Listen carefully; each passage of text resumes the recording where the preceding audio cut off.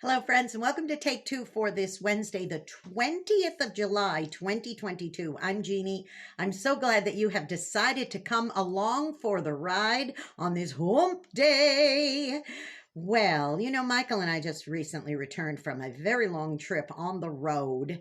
You may have noticed that some of my take twos were from different places as we traveled through 14 different states and got to see friends and family we hadn't seen in a long time. And we got to go to places we'd never been, some small towns, and got off the beaten path a little bit because we were on wheels, so we could do that. And we did allow ourselves that extra cushion of time in our travels. Well, one of the things we really enjoy doing when we're traveling like that is we enjoy going to little local restaurants, places that aren't chains necessarily, but just maybe little local places. And we stopped in one such place in our travels, and it was a place that specialized in breakfast stuff like biscuits and pancakes and things like that. And it wasn't a Cracker Barrel, it was just a little hole in the wall type of place. It was a little bit bigger than a hole in the wall. But you could tell the people who in this little small town, wherever it was, I think it might have been South Carolina, I'm not sure. You know that these people, probably know everybody and they've probably all been working there a long time, particularly the one lady who waited on us. Now, the lady who waited on us was probably in her 50s. She was among a lot of younger people, and you could really tell that she was tired. It was the middle of the breakfast rush and she was just worn out, and you could tell. And I would wager to say that there was not one person who had any nice thing to say to her that day, because everybody was probably in a rush and hungry and on their way to work or school or what have you. And so I just felt very compelled when I was given the menu and I got the menu and started reading the menu. I said, gosh, I don't know any of these things. This is our first time here. And she said, okay. And I said, what do you think is the best thing to eat? And she thought, wow, somebody's actually asking my opinion. And she says, well, this such and such is a popular one, but my favorite is the so-and-so. And I said, well, if it's your favorite, then I'm going to try it because you're the expert. Well, she lit up. She just absolutely lit up because I called her an expert and because I asked her opinion and it was valuable to me. And I don't think anybody had ever said that to her or in a very long time anyhow. And so I said, well, what about such and such for a side? Oh, yes, this is my favorite. I said, well, you know better than I do. I'll take that too. So we went ahead and we got our order and we got everything that we needed and we had our meal. And as we were leaving, I said to her, thank you so much because you gave me really good suggestions and I really enjoyed my meal. And she was just beaming. And I thought, how hard was that? How hard was it to be polite, be nice, and be encouraging? See, everyone needs to be needed.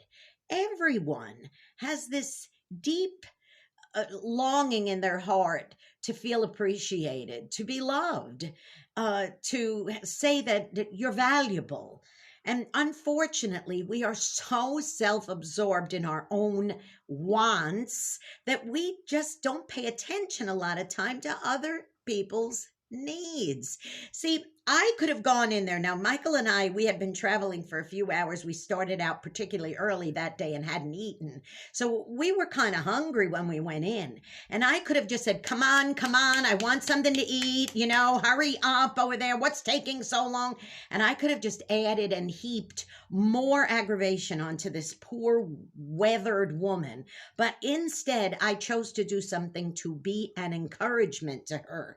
See, we all have those needs. Now, please let me bring some balance here, okay?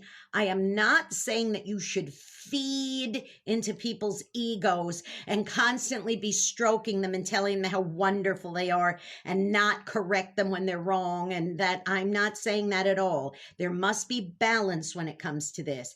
But something as simple as being nice instead of being rude, considering someone's need instead of your own want, that's what it's all about. In recent days, we also went into a restaurant and we sat down and we started chatting with the server. and she had it was a restaurant where they have like little insignias to show that they've been there a long time, stars or whatever it was, and she had like a bunch of them. And Michael said, do you remember the first people you ever waited on? And she went, oof, no, I don't, because I've been doing this for 17 years or whatever it is. And he said, so when are you going to write your book, and when are you going to open your own restaurant? Well, she was just so happy that somebody looked at her as more than just someone with a, with a tray and an apron, but she was somebody important. We made sure we called her. She had a name tag. We made sure we called her by name, and we made sure that we showed her that she was appreciated. And then when it came time to tipping, we showed her there too and told her, thank you so much for doing what you did. And we wrote a little something on the receipt. Thank you for great service, something like that. Listen, guys, everyone has the need to be needed, the need to be appreciated, and the need to be loved. So listen, if you have a choice of making communication with somebody and you could take that high road and be nice and stop thinking about your own wants and more about another person's needs, it could be the difference in their day of whether they're here or whether they're here. Wouldn't you much rather lift somebody up than pull them down?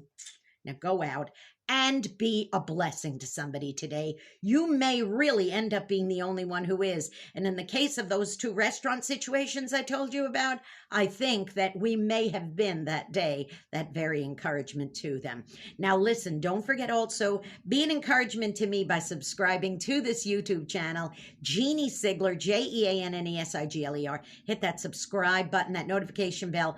I will let you know every time another Take Two is premiering, and tell a friend, okay? Please. And also, don't forget, for great music, great programming, don't forget to tune in every Saturday at 9 Eastern, 8 Central to Through the Eyes of a New York Woman on UltimateOldiesRadio.com. That's my program. And then also, you can hear it again on Sunday, 4 Central, 5 Eastern on oldie700.com, oldie700.com. Immediately following on oldie700, you could hear On the Road with Chef Michael. Remember, that's AM and PM. Okay, I love you all very much. Go be a blessing. Go be an encouragement. And I'll see you next week. Bye-bye.